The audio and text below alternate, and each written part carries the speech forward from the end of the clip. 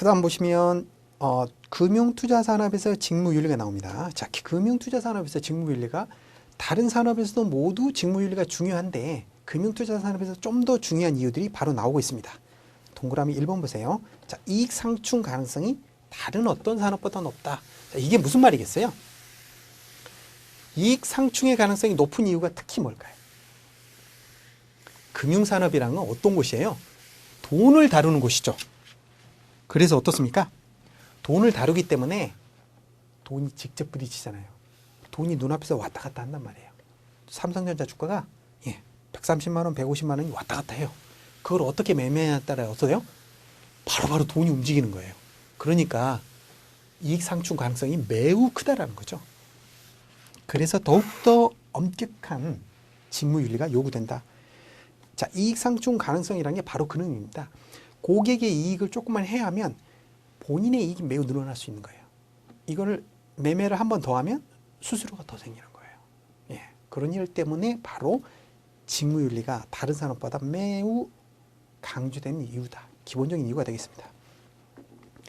자, 그리고 이제 다 내용들이 읽어보시면 뭐 주옥 같은 글인데 시험에 나올 부분 위주로 하시자고요. 공부하실 게 많을 테니까. 9페이지 동그라미 2번 보시면 자, 이런 말이 나옵니다. 동그라미 2번의 아래쪽에 보시면 그레이 에리어라고 나오죠. 자, 그래서 앞서도 하면서 말씀드렸습니다만, 자, 윤리라는 측면이 있고 그 안에 법은 어떻습니까? 윤리보다 훨씬 더 좁은 범위로 강제와 타율성을 가지는 거죠. 그렇습니다.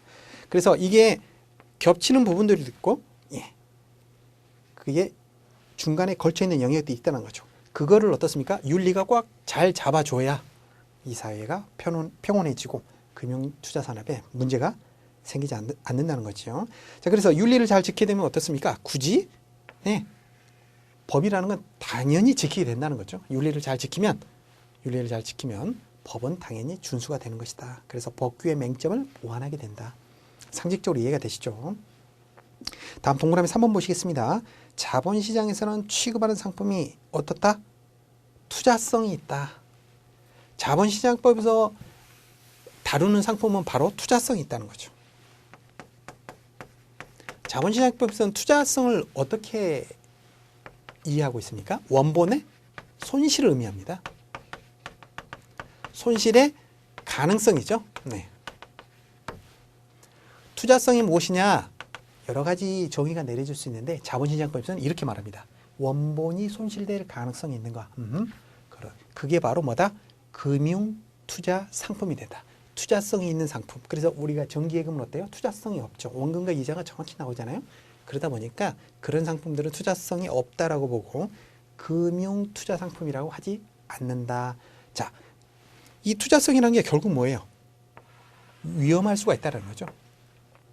물론 자본주의 사회에서 위험할 수 있는 것만큼 기대 수익도 높아지겠죠. 그래서 우리가 투자를 하는 거지만 어쨌든 투자라는 건 위험이라는 것 자체를 내포하고 있기 때문에 좀 더 엄격한 직무윤리가 요구되는 것이다. 자, 그렇게 이해하시면 되겠고, 자, 10페이지 보시겠습니다. 동그라미 5번 보세요. 자, 사회적 책임 투자 두 번째 조로 그런 말이 나오죠. 이것도 역시 하나의 경향으로 자리 잡고 있다. 그래서 어떤 회사가 최근에도 뭐 이런 일이 있을 수 있잖아요. 그 도덕적인 문제가 발생했을 때 대리점에 대해서 밀어내기 매출을 했다거나 이런 일이 생기면 당장은 이익이 늘어나고 매출이 늘어날 수는 있지만 어떻습니까? 장기적으로 결국은 그게 사회의 이슈가 되었을 때 회사에 큰 부담으로 다가오게 되죠. 사회적 책임 투자가 중요하다. 그래서 그러한 사회적인 어떤 도덕성이 좋은 회사들에 투자하는 이런 경향들이 늘어나고 있다. 그래서 무역도 이런 이야기 있죠. 공정무역 이런 거 들어보셨죠? 같은 스킴이라고 보시면 되겠네요. 동그라미 7번 보세요. 직무윤리를 준수하는 것은 금융투자업 종사자들에게 어때요? 안정장치가 된다. 좋은 말이네요.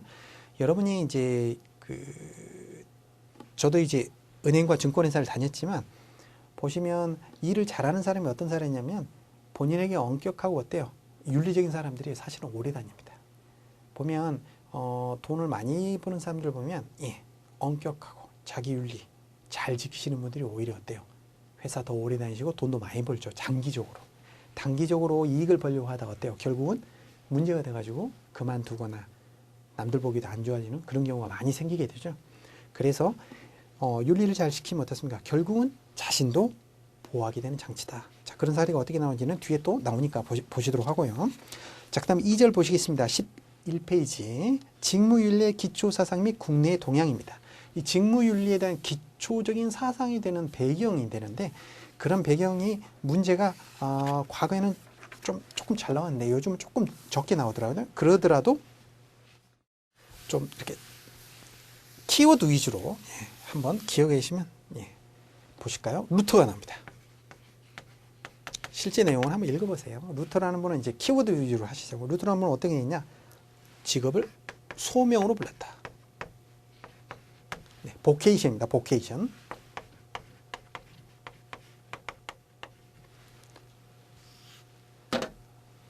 영어 여러분들이 저보다 더 잘하겠지만 이게 뭡니까? 보이스죠? 보이스?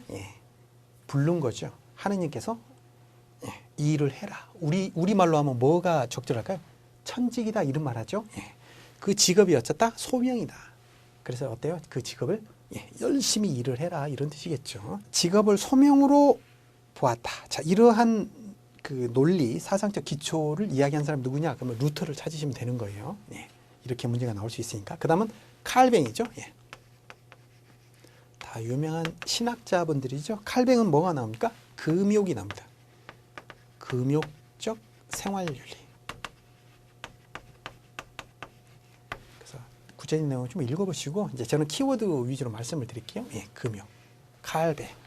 칼뱅이라는 분은 어때요? 금욕적 생활윤리를 말씀하셨다. 그래서 부자가 천국에 가기는 낙타가 바늘을 뚫기보다 어렵지만 금욕적으로 자기 억제를 잘 하면 어떻습니까? 천당에 갈 수 있다는 거죠. 그래서 어떻게 외우느냐? 이게 좀 헷갈릴 수가 있어요. 뱅이 이제 불어로 그 포도주잖아요. 포도주를 어때요? 칼같이 절제해서 잘 마신다는 거죠. 술을 억제를 금욕생활. 칼같이 술을 억제할 수 있다. 칼뱅, 금욕생활. 이렇게 기억을 하세요. 좀 유치하긴 하지만 합격하신 다음엔 다 잊어버리시면 됩니다. 다음에 베버가 나오죠. 베버. 베버는 프로테스탄티즘. 자, 이렇게 기억을 하시면 되겠습니다. 그래서 키워드 위주로 이 세 가지를 가끔 시험에 나와요. 왜? 시험에 내기 좋으니까. 그래서 나왔다. 그래서 그러니까 보시면 베버는 어떻습니까? 프로테스탄티즘의 윤리와 자본주의 정신이라는 유명한 책이 있어요. 그 책이 있는데 거기서 보면 자본주의는 탐욕의 산물이 아니, 자본이 쌓이는 것은 탐욕의 산물이 아니라 뭐다? 열심히 노력한 결과다. 결국 뭐예요? 열심히 노력해서 부를 축적하는 것이 결국 나쁜 일이 아니다. 대신 뭐래라? 금욕적, 천직으로 생각하고 열심히 해라. 자, 이게 직업윤리의 어떤 사상적 배경이 되신 논리 학자들이죠. 신학자들의. 자, 다음 보시면 윤리 경영의 국제적 환경이 나오죠. 이거는 13페이지 나오는 양가로 3번 윤리 라운드 이렇게 나오죠. ER이라고 하는데 이것만 좀 기억하시면 될 것 같아요. 비윤리적인 기업은 어떻습니까? 국제교류를 규제한다. 다자간의 협약이다. 자, 윤리 라운드라는 게 있구나. 이 정도 이해하시면 될 것 같고요. 자, 그 밑에 보시면 3. 윤리 경영의 국내적 환경이 나옵니다. 자, 이거는 한번 그냥 시간 나실 때 읽어보시면 될 것 같아요. 16페이지네요. 자, 본 교재에서의 직무윤리 이렇게 나오죠. 자, 직무윤리의 적용 대상이 나옵니다. 자, 이 직무윤리에 대해서 이제 이야기를 하는데, 자, 이거는 누구에게 적용이 되느냐? 양가로 1번 보세요. 자, 직무윤리는 투자 관련 직무에 종사하는 그 누구? 전부. 투자 관련. 자, 투자 관련 그 일, 그 직무에 종사하는 모든 사람에게 뭐 한다? 바로 우리가 지금 배우고 있는 이 직무윤리를 모두 적용한다. 구체적으로 거기 한 6줄 내려가시면 이런 말이 나옵니다. 회사와 정식 고용 관계에 있지 않은 자. 정식으로 아직 고용 안 했어요. 그러니까 견습 사원으로 잠시 와 있다거나, 자, 그런 사원들도 어떻게 된다? 이 직무윤리를 적용한다는 거죠. 그리고 그 다음 무보수로 일하는 자도 직무윤리를 준수한다. 자, 보수를 아직 받고 있지 않아요. 그런 경우에도 어떻게 한다? 지킨다. 자, 한 칸 내려가면 이런 말도 나옵니다. 계약을 맺지 않은 잠재적 고객에게도 직무윤리를 지켜야 된다는 거죠. 자, 굉장히 어떻습니까?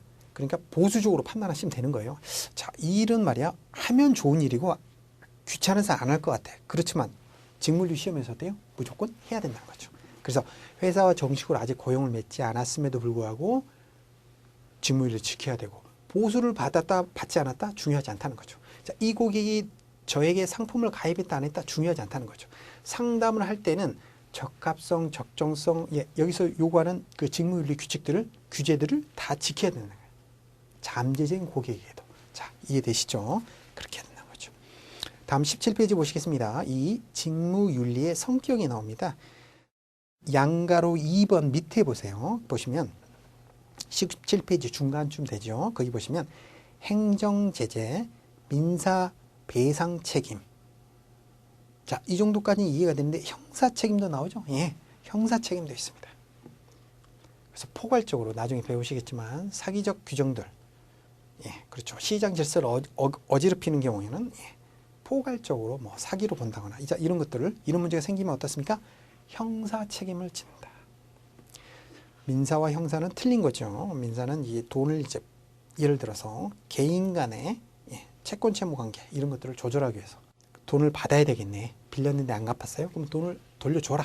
어떻게 돌려줄까요? 돌려주지 않으면 그때 어때요? 강제로 네, 뭐 경매에 집어넣는다거나 이런 절차들을 하는 게 민사고 형사는 어떻습니까? 국가에서 사회의 안정과 질서를 위해서 이러이러해는 나쁜 행위야 라고 미리 정해놓은 거죠. 그래서 예를 들어서 사기다. 사기하지 마세요. 사기를 했습니다. 그럼 어떻습니까? 형사적 제재가 들어가는 거죠. 그게 바로 형사적 책임인 거죠.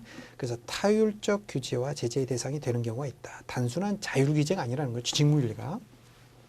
그래서 직무윤리 위반이 되면은 타율적 규제, 형사 처벌까지, 형사 책임까지 가능하다라는 거 예, 이해하시면 될 것 같습니다. 자, 그렇게 해서 챕터 1이 끝났죠. 예, 18페이지 문제 있죠. 몇 가지만 보죠. 문제가 어떻게 나오나 보요. 동그라미 5번 보세요. 모든 직업은 하나님의 소명이다라고 말한 사람은 누구인가? 예, 루터 찾으면 되겠죠. 예. 문제가 이렇게 나올 수 있다는 거죠. 한번 보시면. 자, 그리고 6번 보세요. 금욕적 생활윤리를 강조한 사람은 누구인가?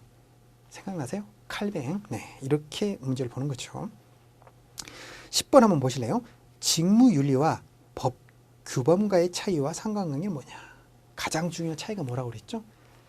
타율성과 자율성이라고 말씀드렸죠. 네, 법은 타율성이고 직무윤리는 자율성이다. 그렇지만 현대에 들어와서는 그 영역이 어때요? 상호 겹치는 영역이 많은 거죠. 직무윤리를 지키지 않으면 어때요? 타율적, 심지어는 형사 책임까지 물을 수 있다라는 겁니다. 자, 그렇게 이해하시면 되겠습니다. 자, 이렇게 해서 챕터 1을 다 보셨고요. 이제 21페이지입니다. 챕터 2, 금융투자업의 직무윤리가 되겠죠. 자, 기본적인 의무가 되겠습니다. 그래서 기초 원칙이 무엇인지를 보겠습니다. 혹시 제가 제일 처음에 서두에서 말씀드렸는데 기초 원칙이 뭐라고 그랬죠? 신의 성실인 거죠. 그래서 우리 학교 다닐 때 어떻습니까? 고등학교 때 그 교훈 보면 뭐 성실 이런 말이 제일 많이 나오죠.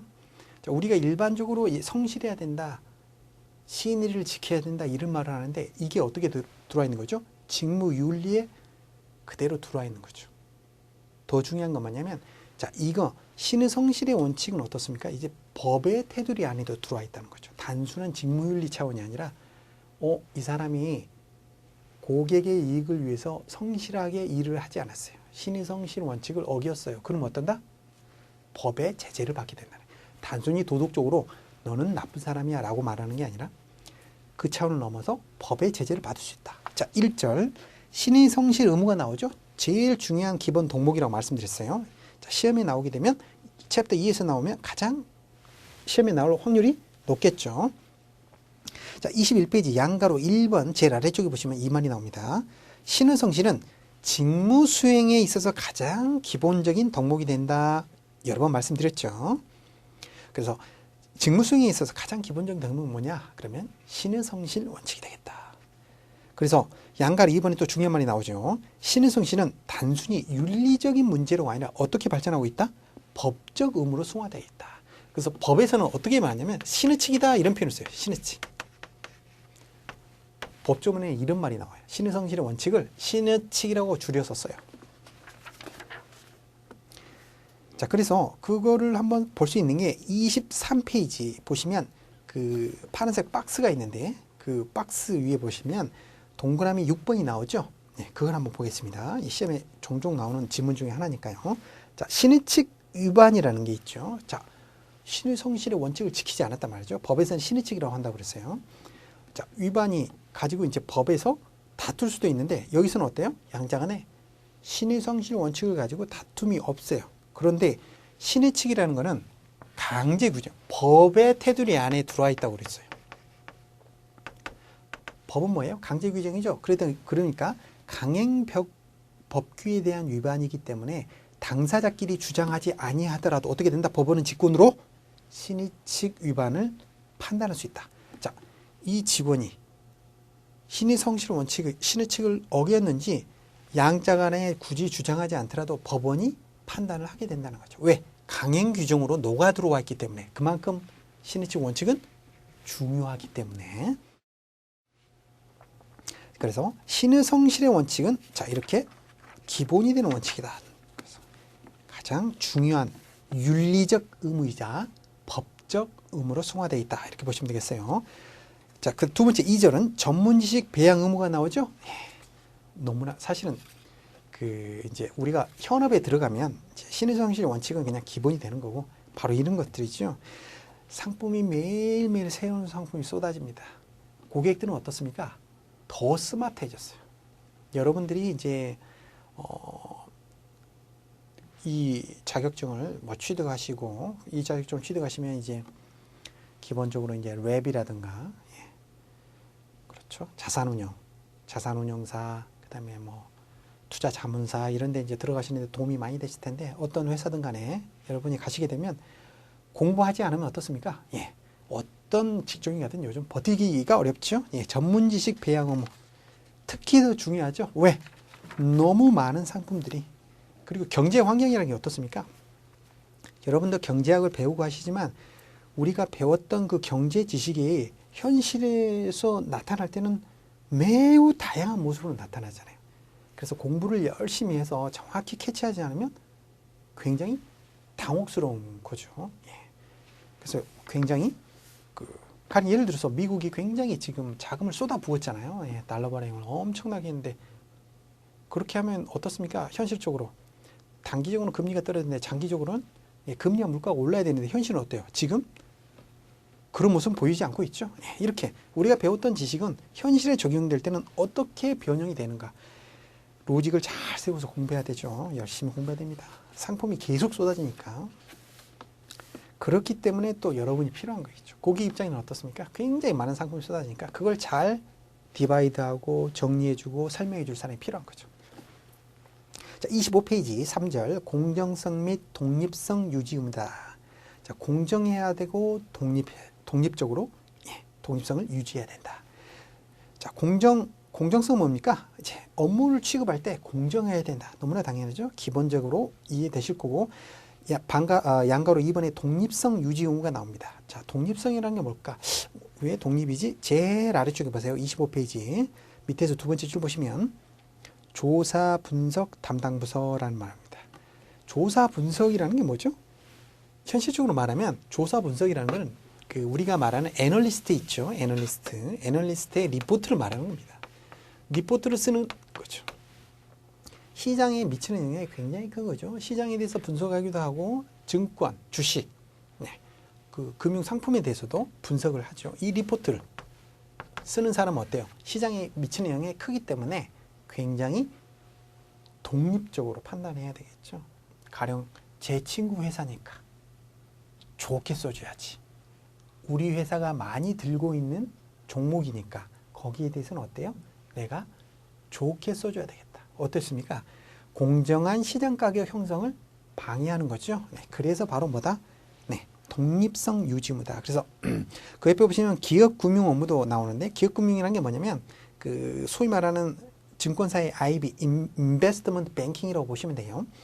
증권을 새로 인수한다거나 이런 것들. 회사가 상장이 되면 IPO를 하는데 그거를 주관한다거나 M&A를 주선한다는 거. 자, 이런 사람들 어떻습니까? 그 수많은 고급 정보들이 눈앞에 돌아다니니까 어때요? 유혹을 느끼게 되죠. 공정 그리고 독립적으로 일을 해야 됩니다.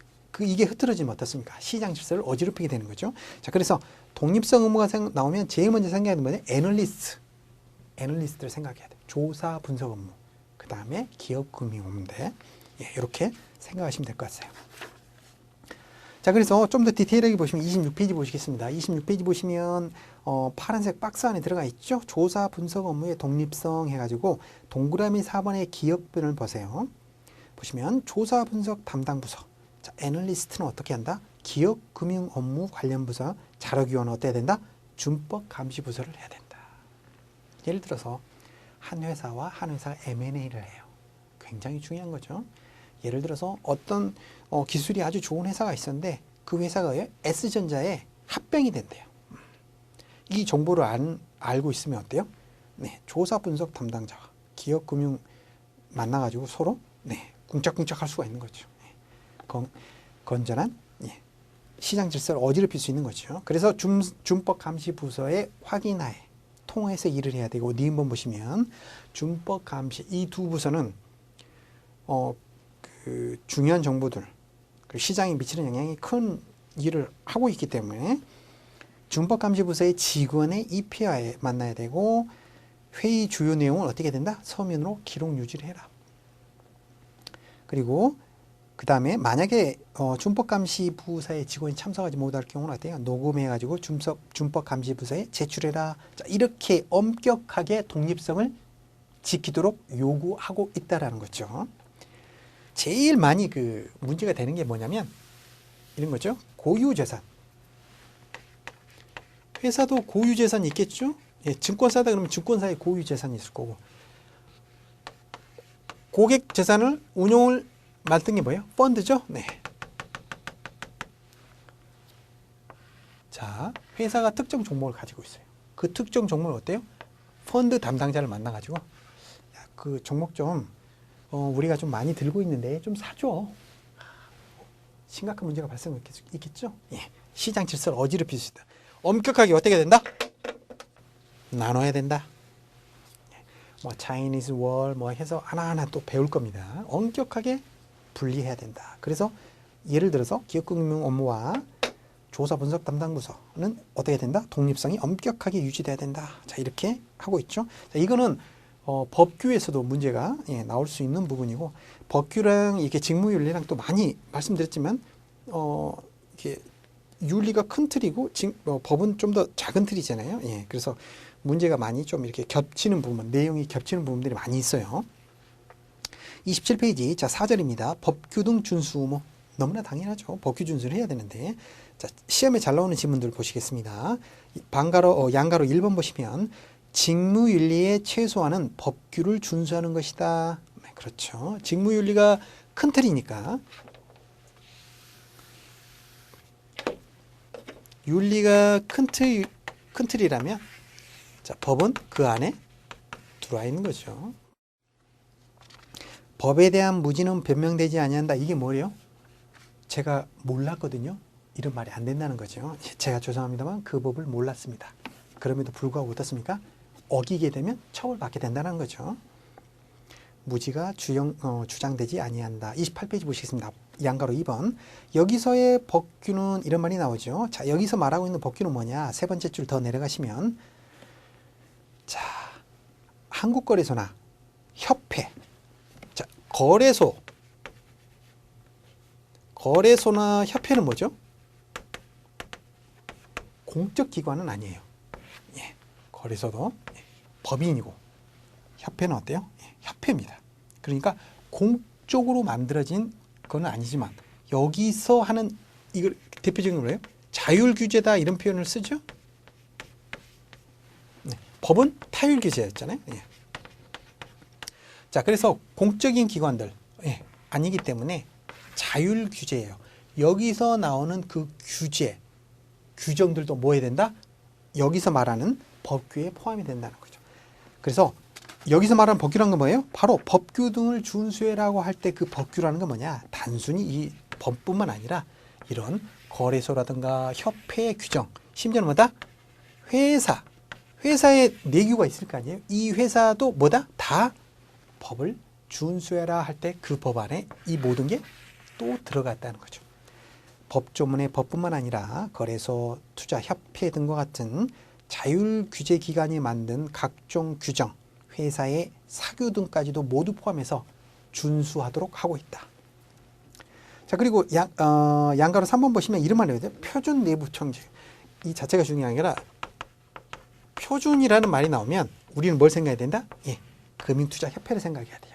자, 여러분이 이 보고 계신 이 기본서 교재가 어디서 나온 거예요? 협회에서 나온 거예요. 예. 자격증을 관리하고 내부의 금융투자회사에 근무하실 분들의 어떤 기본적인 어떤 자질이라든가 이런 걸 하기 위해서 협회에서 만든 것들이죠. 이런 제도들이. 네. 그래서 이런 협회에서는 무슨 약관도 표준 약관이다 그러면 표준 약관 누가 만들었을까? 협회에서 만들었구나. 그냥 이렇게 이해하시면 될 것 같아요. 자, 우리가 또 법을 또 배울 거니까 미리미리 나올 때 한번 보죠. 자, 다음 29페이지입니다. 소속 회사 등의 지도 지원 의무라는 말이 나오네요. 자, 보시면 양가로 3번에 중간쯤 아래 내려오시면 이 말이 나오죠. 회사와 중간 감독자는 사용자로서 피해자에게 배상 책임을 질 수도 있다. 이건 무슨 말이에요? 고용한 직원이 문제를 일으켰을 때 어떻습니까? 사용자의 책임이라고 하지요. 예, 고용한 사람 입장으로서 그 직원의 그 위법한 행위로 인한 배상 책임을 어때요? 함께 질 수 있다라는 거죠. 그걸 뭐예요? 바로 지도 지원 의무에 사용자 책임을 물 수 있다는 거죠. 내가 한 일이 아닌데 왜 책임져야 돼? 바로 그만큼 엄격하게 지도 지원해야 된다는 거죠. 그래서 아래 직원이 고용인이 정확히 법규를 준수하고 직무유를 준수하는지 잘 체크해야 될 의무가 또 있다는 거죠. 이해되시겠죠? 자, 31페이지 단원 정리 문제가 나오네요. 1번 보세요. 신의성실 업무는 단순히 윤리적 기준에 그치는 것이다. 틀린 문장이죠? 예. 시험 문제가 이렇게만 나오면 참 쉬울 텐데. 그래서 이 문제는 굉장히 시험에 잘 나오는 지문이에요. 자, 5번 지문 한번 보세요.